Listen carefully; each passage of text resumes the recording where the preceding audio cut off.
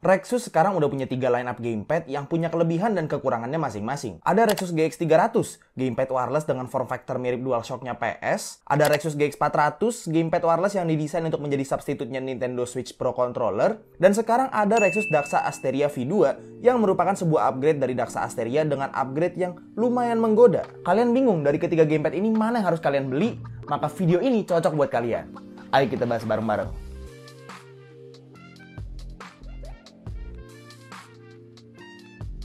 Halo semuanya, ketemu lagi sama gue Tommy. Dan di sini gue udah megang 3 gamepad dari Rexus yang menurut gue itu menarik banget buat dibahas, mengingat kalau harga mereka itu mirip-mirip walaupun fungsi dan fiturnya itu agak beda. Di video ini gue mau bahas soal perbandingan dari 3 gamepad ini, tapi sebelum masuk ke situ gue pengen bahas dulu line up gamepad Rexus paling baru nih, yaitu adalah Daxa Asteria V2. Buat kalian yang pengen tahu pembahasan lebih dalamnya soal GX 300 sama GX 400, itu gue udah pernah bikin video reviewnya, jadi buat kalian yang pengen nonton, bisa langsung aja ke link yang udah gue taruh di deskripsi di bawah, atau ke bagian kanan atas video ini. Jadi Rexus Daxa Asteria V2 ini basically adalah sebuah upgrade dari Daxa Asteria yang lama, yang sebenarnya gue juga udah punya, tapi belum pernah gue bikinin video YouTube dedicatednya. Secara overview, gamepad ini adalah sebuah gamepad yang benar-benar didesain untuk PC, karena untuk koneksinya dia bisa pakai kabel Type-C dan wireless pakai dongle 2,4 GHz. Hal ini berarti kalian cuma bisa pakai gamepad ini secara efektif di PC doang. Karena kalau misal kalian mau pakai gamepad ini di Android, itu kalian harus pakai kabel OTG. Yang mana kalau misal kalian pakai kabel OTG,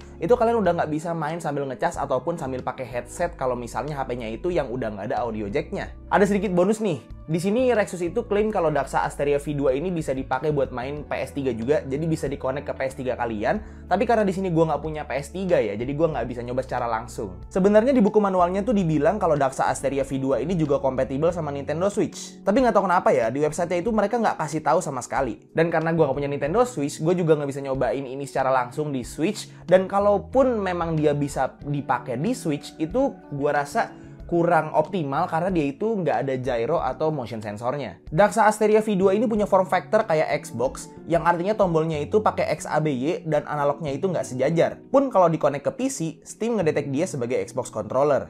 Secara fitur, Daxa Asteria V2 ini nggak banyak beda sama yang V1. Sama-sama dual connection wireless pakai dongle, ada fitur Hall effect di triggernya, ada fitur turbo, ada RGB-nya, dan ada semacam texture grip gitu di bagian handle-nya. Cara pakainya juga sama. Kalau kabel ya tinggal dicolok aja kabelnya ke PC, dan kalau dongle juga gamepadnya tinggal dinyalain, terus dongle dicolok ke PC dan dia akan langsung connect nggak pakai lama. Di sini upgrade yang paling signifikan yang ada di Daxa Asteria V2 itu ada di analognya. Lebih tepatnya di akurasi analognya. Rexus akhirnya berhasil mengimplementasikan analog yang punya error rate 0% di gamepadnya. Sebuah hal yang sangat amat penting buat kalian yang emang butuh banget akurasi analog buat main game kompetitif kayak game-game FPS ataupun game kayak FIFA.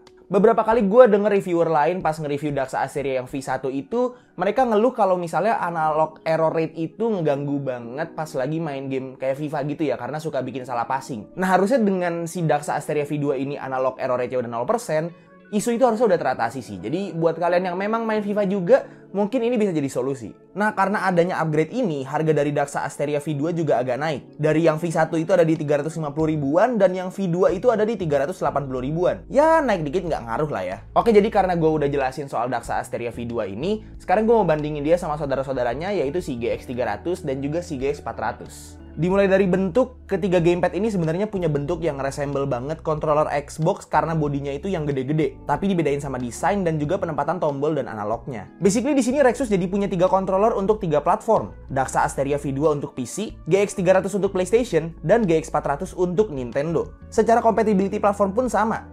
Daxa Asteria paling optimal dipakai untuk PC, sedangkan GX 300 bisa dipakai untuk controller PS4 dan PS5, dan GX 400 itu bisa dipakai untuk controller Nintendo Switch. Kalau ngomongin soal desain gamepadnya kayak warna, RGB, dan segala macem, di sini gue nggak bisa bandingin secara terang-terangan karena itu mah balik lagi ke preferensi masing-masing. Tapi dari ketiga controller ini, gue pribadi paling suka sama GX 300 karena looks-nya yang paling minimalis di antara ketiga gamepad. Secara koneksi, GX 300 dan GX 400 punya model koneksi yang sama, yaitu wireless Bluetooth dan juga kabel. Jadi sangat amat viable kalau dipakai main di HP iOS ataupun Android. Sedangkan karena Daxa Asteria V2 cuma bisa wirelessnya pakai dongle, artinya cuma bisa buat main Android aja dan harus pakai kabel OTG. Nah, secara fitur, di sini ketiga controller mulai kelihatan kelebihan dan kekurangannya masing-masing. Daxa Asteria V2 dan GX 300 punya fitur Hall Effect di triggernya yang bikin main game racing itu lebih enak karena bisa ngatur seberapa kencang mau ngegasnya. Sedangkan karena triggernya GX 400 itu berbentuk tombol, jadi nggak ada fitur Hall Effect-nya. Untuk gyro dan motion sensor, GX 300 dan GX 400 dua-duanya punya karena memang kedua gamepad ini diperuntukkan untuk main PS4 dan Nintendo Switch. Dan harusnya kalian tahu sendiri kalau di PS4 dan PS5 dan juga Nintendo Switch itu banyak game-game yang emang butuh motion sensor. Kayak misalnya kalau di PS itu ada Until Dawn, dan kalau di Nintendo itu ada banyak sih game Nintendo yang pakai motion sensor ya. Nah di sini Daxa Asteria V2 itu nggak ada gyro ataupun motion sensornya, jadi ya sayang banget sih. Nah tapi di sini Daxa Asteria V2 punya keunggulan telak terhadap dua saudaranya, yaitu di analognya yang punya 0% error rate. GX 300 dan 400 sayangnya masih ada error rate di analognya, dan hal ini tentunya bisa jadi hal signifikan buat kalian yang memang ada main game kompetitif pakai gamepad. Untuk fitur rasanya cuma itu aja yang menunjukkan perbedaan signifikan dari ketiga gamepad ini, soalnya sisa fitur lain tuh di ketiga gamepad ini ada semua. Semuanya ada RGB, fitur turbo, dan dua tombol makro di bagian belakang gamepadnya. Secara harga juga ketiga gamepad ini nggak beda jauh. Semuanya ada di range 300 ribuan dengan Daxa Asteria V2 yang sekarang menempati harga paling mahal di 380 ribuan dan GX 400 yang paling murah di 340 ribuan. Nah sekarang beli gamepad yang mana dong jadinya? Nah di sini gue ada beberapa skenario buat bantu kalian ambil keputusan milih gamepad yang mana kalau misalnya kalian lagi pengen beli gamepad. Yang pertama adalah kalau misalnya kalian itu pure PC gamer dan memang main game-game kompetitif di PC yang memerlukan gamepad kayak misalnya FIFA atau PES ataupun game-game kayak Call of Duty atau Fortnite, itu gue akan rekomendasiin banget ambil Daxa Asteria V2.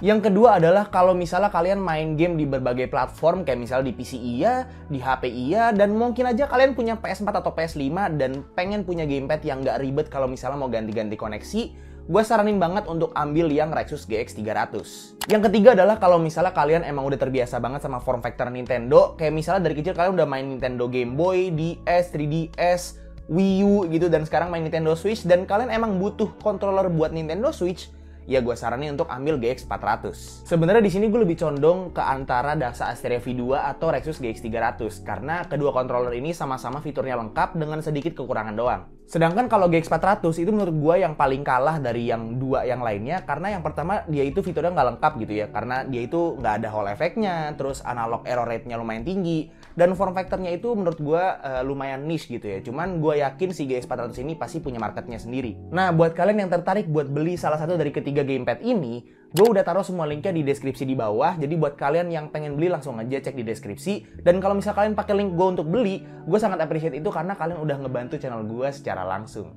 Kalau saran gue nih, ambil dua gamepad dari ketiga gamepad ini ya. Jadi misalnya si Daxa Asteria V2 sama GX 300 gitu, supaya bisa nutupin kekurangannya masing-masing. Jadi kayak dari tiga ini ambil dua minimal. Oke, jadi itu aja untuk video perbandingan dari ketiga gamepad ini, Daxa Asteria V2, GX 300, dan juga GX 400. Semoga video ini bermanfaat dan ngebantu kalian semua yang lagi ada dalam dilema pengen beli gamepad tapi terlalu banyak pilihan. Jadi pilih yang mana gitu, semoga kalian terbantu. Kalau misalnya kalian suka videonya silahkan like dan kasih tau ke teman-teman kalian. Dan kalau misalnya kalian nggak suka videonya silahkan kasih tau ke gue. Jangan lupa untuk subscribe supaya kalian nggak kelewatan video-video gue yang selanjutnya. Dan jangan lupa juga untuk follow semua sosial media gue yang udah gue taruh di deskripsi di bawah. Itu aja untuk videonya. Sekali lagi thank you banget ya udah nonton dari awal sampai akhir. It's been your boy Tommy, and as always, peace out.